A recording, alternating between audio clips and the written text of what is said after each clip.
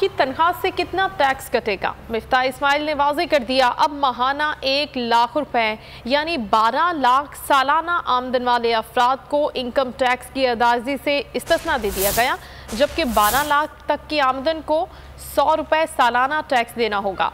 12 लाख से ज़ायद सालाना तनख्वाह लेने वाले अफराद पर कितना टैक्स लगेगा, ये जानते हैं इस रिपोर्ट में।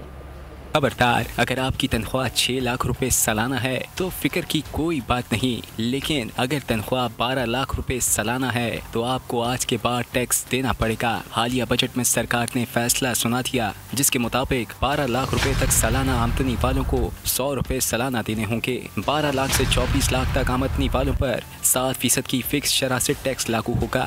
सालाना तनख्वाह 24 लाख से 36 लाख तक वालों को सालाना 84,000 फिक्स शरह टैक्स आयद होगा। 36 लाख से 60 लाख तक सालाना आमदन वालों को सालाना 17% टैक्स देना होगा। 60 लाख से 1 करोड़ 20 लाख सालाना तनख्वाहदार अफराद को 5.22% टैक्स की अदायगी करना होगी। इसी तरह जिनकी सालाना आमदन 1 करोड़ 20 लाख से ज्यादा है, उन्हें अब 20 लाख 4,000 फिक्स टैक्स देना होगा। माहिरीन टैक्स कहते हैं IMF ने हुकूमत को ये टास्क दिया है, तनख्वाहदार तबके से 130 से 150 अरब रुपए इजाफी इकट्ठा किए जाएं।